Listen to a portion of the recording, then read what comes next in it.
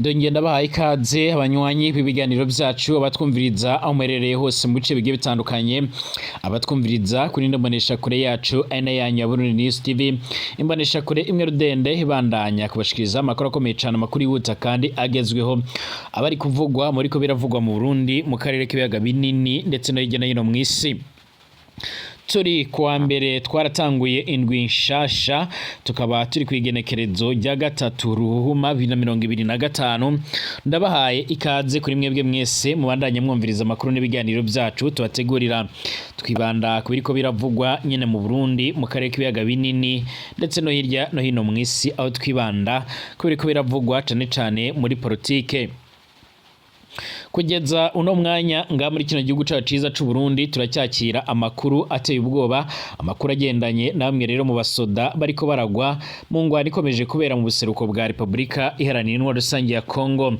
Kugeza uno mwanya rero umuryango w'umusirikare Cyrille Nsengiyumva n'abaherutse guhitanwa n'intambara ziri muri Republika Iharanira Intwaro Rusange ya Kongo.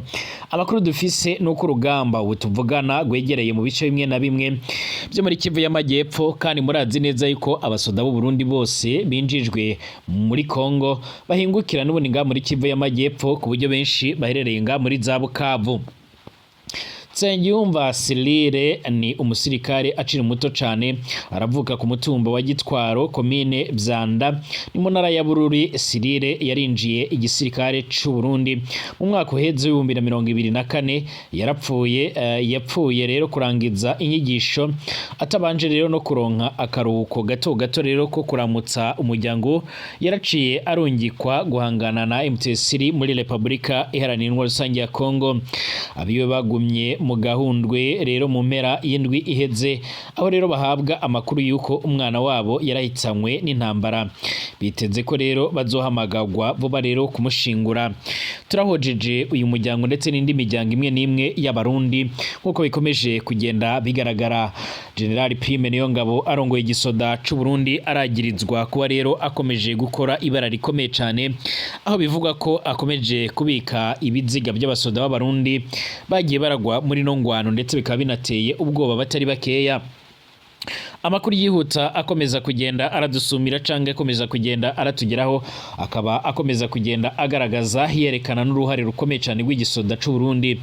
Igisoda c'u Burundi cyarahakanye amakuru agendanye no kuba rero abarundi batari ko baragwa muri no ngwano, ariko ibikomeje kugenda bigaragara canke amakuru akomeza kugenda aradusumira, akaba yerekana uburyo rero Perezida Variso Ndayishimiye nawe rero biko biramutera ubwoba, ku buryo rero n'ubundi igisoda ca Republika Iharanira Intwaro Rusange ya Kongo gishobora gukomeza guteza akaga karemere cyane nga mu Burundi. Turagaruka kandi ku makuru akomeje kugenda aravugwa mbere yuko rero Nyiriteka Reverend Ikoriyo afatwa n'ubugwayi giturumbuka. Yari yamaze kugenda arihaniza, ndetse yari yaramaze kugenda arakora ingendo zimwe na zimwe zaragaragaye aho yaragiye asura imbonerakure ndetse n'abanywanyi b'umugambwe uri ku butegetsi. Hari amajambo yababwiye ndetse birakomatanyije n'izindi nama zimwe na zimwe yaragiye arakora gwishwa, ibiriko biramukwegera uno mwanya nkuko byoma biradusumira. Hari amakuru avuga byinshi rero kubigendanye n'ibiko nibishobora gukwegera urupfu rero Reverend Ikoriyo, nkuko amakuru yoma aradushikiya cange amakuru akomeza kugenda aradusumira, mu gihe n'ubundi benshi bemeza neza yuko amagara yiwe akomeje gusinzikara ku buryo budasanzwe. Ibi kandi biraboneka yuko na leta y'u Burundi ataco biyibwiye, dore ko leta y'u Burundi igomeje kwigumira mu gacerere nkuko byoma bigaragara. Turagaruka kandi kwikete rirerire ryashizwe habona n'igihugu c'abanyi c'u Rwanda, kivuga ko rero kumvo z'amatohoza cyamenye ibigendanye n'imigambi iremere cyane, imigambi igendanye no kuba leta ya Republika Iharanira Intwaro Rusange ya Kongo na leta y'u Burundi nabo basanzwe barafatikanya, bari bafise gahunda ndetse n'intumbero zo kugerageza kugaba ibitero kuri icyo gihugu c'abanyi c'u Rwanda. Ibi rero turabisanga n'ubundi mu makuru yamaze kugenda arashigwa ahabona namwe mu bategetsi b'icyo gihugu, nkuko amakuru akomeza kugenda aratugeraho abivuga. ikaze kuri mwebwe mwese mubandanya mwumviriza amakuru n'ibiganiro byacu tubategurira ndetse tukabashikiriza. Ikaze kuri mwebwe mwese mubana natwe gatanu kuri gatanu makuru tubategurira ndetse tukabashikiriza, abatwumviriza muri mu Burundi, abatwumviriza muri mu bice bimwe na bimwe bigiye bitandukanye, abari mu gisagara ca Bujumbura, abatwumviriza bari Gitega, abari muri Kayanza, Bururi, Cankuzo ndetse n'ibindi bice bigiye bitandukanye, abari Ngozi, abari muri za Cibitoke ndabahaye ikaze, abari mu ma province amwe namwe nyine tuba twanavuze, abari mu makaritsiye ndetse n'amavire, mwese turabahaye ikaze. Nimba rugambije ngaha psonda kwanditse sabone kugira ucaronka amakuru n'ibiganiro byacu. Kaze kandi kuri mwebwe mutwumviriza muri mu karere k'ibiyaga binini, bihugu by'ababanyi, abari mu manuko bwa Afrika, uburengero bwa Afrika ndetse na Afrika yo hagati, mwese turabahaye ikaze cyane. Ikaze kandi kuri mwebwe mwese mubandanya mutwumviriza muri ku mugabane w'Uburaya, Asia, Australia, Amerika ndetse n'andi handi hose. Ikaze amakuru ikatu yatangurire mu Burundi. Mu minsi iheze Perezida Evariste Ndayishimiye ubwo yagiranaga ikiyago cyo kwifurizanya umwaka mushasha w'2025 namwe mu bahagarariye amareta yabo nga mu Burundi n'abahagarariye imiryango mpuzamakungu canke abazwi nk'abadiplomate, yarayishuye yuko yamenye amakuru agendanye no kuba igihugu cibanyi c'u Rwanda cyo bakiriko kirategura ibigendanye n'ingwano canke ibitero bishasha ku Burundi. Icyakora yaravuze yuko Uburundi bwa bwiteguye kwivuna umwanzi. Amakuru adusumira aravuga yuko leta y'u Burundi yoba yaramenye amakuru agendanye no kuba nubundi ngo bamwe rero zimwe mu mpunzi z'abarundi zaba zaragize uruhara ruremereye cane izo mpunzi z'abarundi zikaba ziriko zirifashishwa mu ngwano ikomeje kubera mu buseruko bwa Republika Iharanira Intwaro Rusange ya Kongo. Nta kurya umunwa, Evariste Ndayishimiye yaragirije igihugu cibanyi c'u Rwanda ko kiriko kiratoza izo mpunzi z'abarundi ndetse zimwe zikaba zaramenye kugwana ku buryo budasanzwe.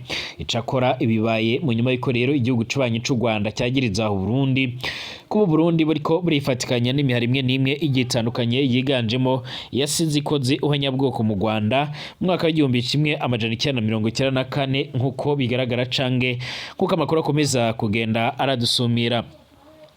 Amakuru akomeza kugenda aratugeraho rero akaba akomeje kugenda aratera impungenge ndetse abatari bakeya bakaba bari kubasigura banavuga yuko icuka cibi kiriko kiribonekeza hagati y'impande zombi gishobora kuzoba rero n'ubundi igikwegera ibihugu bimwe na bimwe ibara riremereye cane. Ibi kandi bibaye mu gihe Evariste Ndayishimiye akomeje gupfusha akavagari k'abasoda benshi.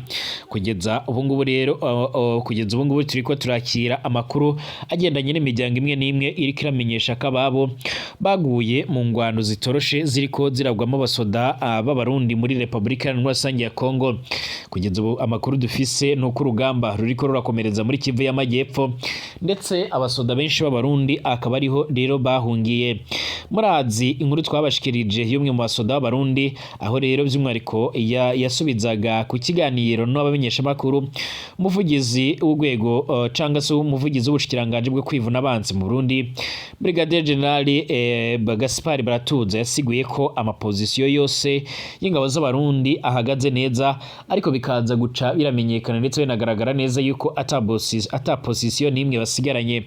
Umwe mu basoda yaravuze ati ubwo twomenyaga neza yuko amakuru agendanye no kumara wa MTSR wazaganga muri teritwari ya Karehe muri za Minova, twarahawe amabwiriza yuko tugomba kuvamo ntitwagwanye uyu mutegetsi. Yamara avuga yuko rero amapozisiyo yose y'ingabo z'abarundi ameze neza, arabesha cane ta position nimwe dufise ahubwo twarahunze.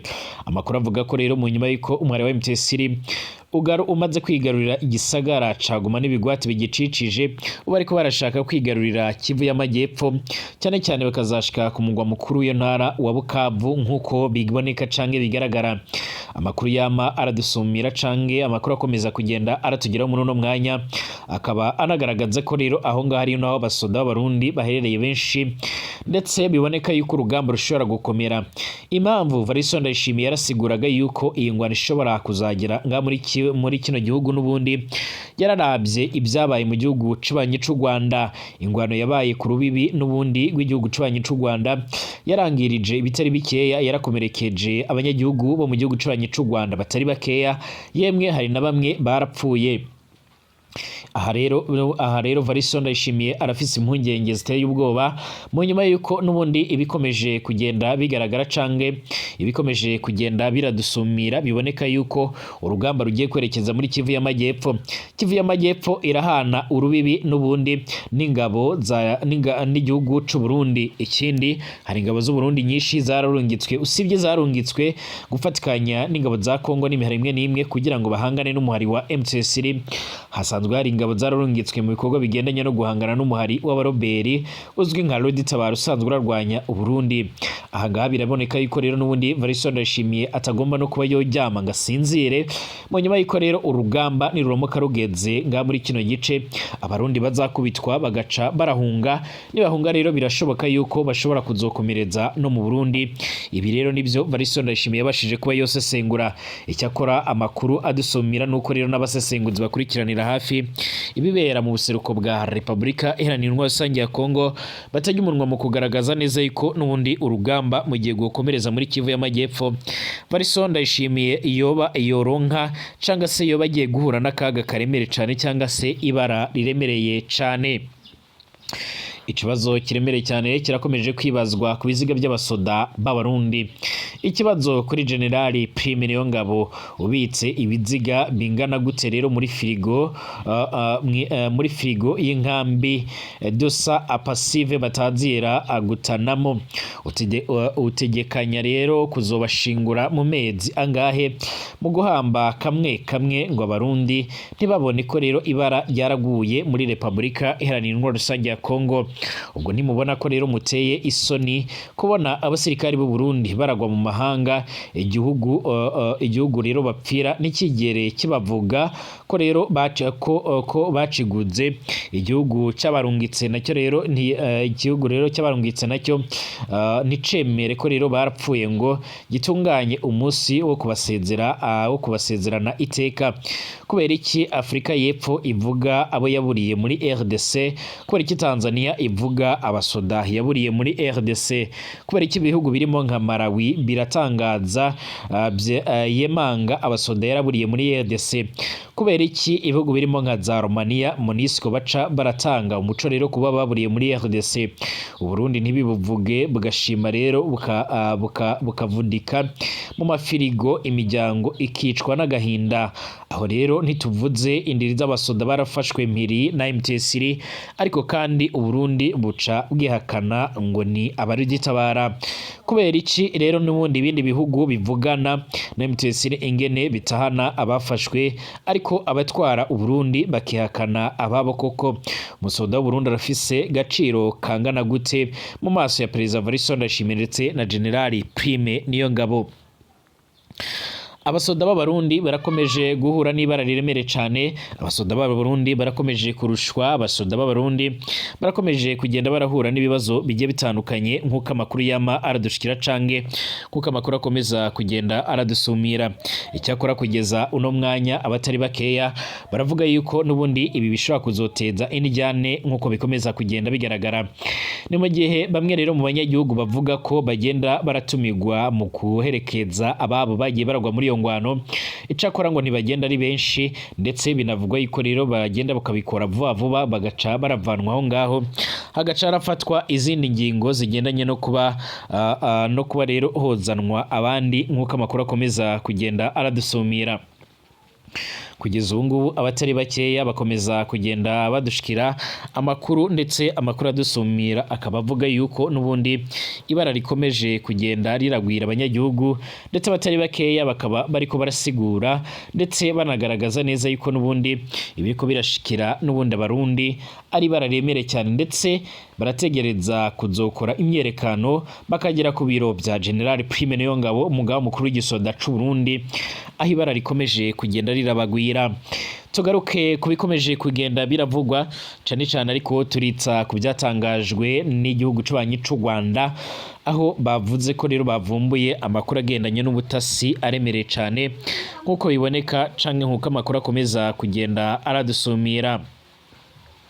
Leta y'u Rwanda yagiriza ihuriro ry'ingabo mvamakungu zigwanira mu buseruko bwa Republika Iharanira Intwaro ya Kongo, iza leta ya Kongo, iz'abagwanyi ba FDLR ko rero zariko zirategura gutera ubutaka bwarwo nk'uko bigaragara. Itangazo ryarasohowe n'ubushikiranganji bw'u Rwanda bujejwe imigenderanire n'ayandi makungu rivuga ko rero amatohoza yakozwe inyuma y'uko yaho rero M23 rifatiye igisagara ca Goma, yerekana ko rero intego y'ingabo z'uru runani atari kugarukira kugwanya M23 gusa, ahubwo harimo rero no gutera igihugu cibanyi c'u Rwanda.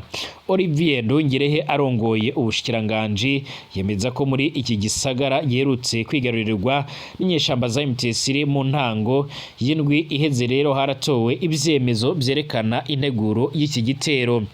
Yaba leta ya Kongo, iy'u Burundi canga se irishira hamwe ry'ubutunzi rihurikiyemwe rero ibihugu byo muri Afrika y'ubumanuko, nta ruhande na rumwe rero ruragira icyo rero ruvuga kuri iryo tangazo yarasohowe ku ruhande rw'u Rwanda. Muri iri tangazo Nduhungirehe yagiriza leta ya Kongo ko rero itaratezura ku mugambi wayo wo gutera u Rwanda ndetse no gukuraho leta iriho rero, akavuga ko na Perezida Tshisekedi w'icyo gihugu adahengeshanya kubivugira ku mugaragaro, haba mu biganiro bimwe na bimwe abari kumwe n'abamenyeshamakuru canga se mu yandi madisikuru. Hagati aho kandi n'umushikiranganji w'imigenderanire y'u Rwanda n'ayandi makungu yamirira kuri rero iryo shirahamwe SADC ryagiriza ingabo z'igihugu ciwe rero ko zarakoranye n'inyeshamba za M23 mu gutera ingabo za Kongo, iza SADC hamwe n'abasivile mu turere tutari duce two muri Kivu y'Amajyaruguru, hari mu nama idasanzwe y'abakuru b'ibihugu bigize iri shirahamwe kwa 31/0/2025 iharare mu gihugu ca Zimbabwe. Aragira ati RDF irinda imbibi z'u Rwanda kugira ngo ntihagire ico hungabanya abanyagihugu ndetse nihohotera abanyagihugu nk'uburyo bugaragara. Umushikiranganji Ndungirere avuze ibingibi mu nyuma yaho Perezida Evariste Ndayishimiye w'u Burundi amenyesheje ko u Rwanda ruriko rurategura kuzotera kuzotera u Burundi, aho rero yabwiye abaserukira ibihugu byabo muri icyo gihugu ko rero Kigali iriko rirategura kandi imenyereza intambara insoresore z'abarundi barahungiye mu Rwanda kugira ngo rero bazotere u Burundi. Uburundi bwararungitse rero ingabo gufasha leta ya Kongo kurwanya imigwi nyeshamba iteramiye ku gihugu, harimo rero M23 aho ziri kumwe rero n'izarungitswe n'ishiramwe SADC zizwi Kasami RDC muri iyo ntumbero nyine. Hagati aho ngaho rero nticyabujije ko M23 bandanya yigarurira uturere imbere, ikaba iriko rero itera yagura urwansiro rwayo amajana mu bumanuko, aho rero amakuru ava rero mu buseruko bwa Republika Iharanira Intwaro ya Kongo avuga ko inyeshamba z'uwo muhari ziriko zisongereza igisagara ca Bukavu, umugwa mukuru w'intara Kivu y'Amajyepfo. Mw'iryo koraniro ridasanzwe rya SADC, abategetsi b'ibihugu bihurikiye muri ryo rero baba barasabye ko hoba inama rusange byihuta cane hagati ya SADC na East African Community kugira bige rero n'ubundi icokorwa ku bigendanye n'umutekano muri Kongo. Icifuzo gihuye rero neza n'igiherutse gushikirizwa n'abakuru rero b'ibihugu bigize umuryango wa Afrika y'ubuseruko. Leta y'u Rwanda ikaba icakiriza yombi. Inyuma yaho M23 kandi yigaruriye Goma, umugwa mukuru w'intara ya Kivu ya ruguru, hari ubwoba ko rero intambara ishobora kurandaranda mu karere kose. Amakuru rero harimwo n'ibihugu bya G7 akabandanya asaba uno muhari n'igisirikare c'u Rwanda cyagirizwa gufata mu mugongo abagwanyi bawo guhagarika ibitero. Intambara zaratumye rero M23 ishobora gufata Goma, yarahitanye ingabo 14 za Afrika y'Epfo, 3 za Malawi hamwe rero na 2 za Tanzania. Ibihugu bitatu byararungitse ingabo muri Kongo ku izina rya SADC. Nta gitigiri kitangwa rero n'inyeshamba za M23 zaguye muri iyo ngwano nk'uko bizoma bigaragara. kugeza ubu ngubu kandi urugamba rukomeje gukomera rurakomeje gutera impungenge abatari bakeya barimo nka Perezida Variso Ndayishimiye nk'uko bikomeje kugenda bigaragara canke nk'uko amakuru akomeza kugenda aradusumira. Amakuru yama aradushikira, amakuru akomeza kugenda aratugira mu no mwanya, akaba asigura ndetse anagaragaza ndetse anerekana neza yuko ibintu biriko birakomera ndetse ibintu bikomeje kugenda birafata indi ntera. Kugeza ubu umwari wa M23 biciye mu burongozi bwawo urasaba n'ubundi ushimitse leta ya Republika ya Rusange ya Kongo ndetse n'ubutegetsi bwa Perezida Félix Antoine Tshisekedi Chilombo yuko rero bo kwemera bagahuriza hamwe ndetse bagaca barashakira hamwe rero ingene boronka amahoro n'umutekano mu bice bimwe na bimwe bya Kongo nk'uko bigaragara. Ni mu gihe umwari wa M23 komeza kugenda ugaragaza ndetse unerekana neza yuko ibintu n'ubundi bishobora gukomeza gufata indi ntera mu gihe bwana Tshisekedi yokomeza kwinangira kuganira n'uyu muhari. Uyu muhari uvuga yuko witeguye kuzokomeza ugafata n'ibindi bice bimwe na bimwe ndetse n'ikincazo bakahagera. Nuko nanzuye tugaruke mu kanya.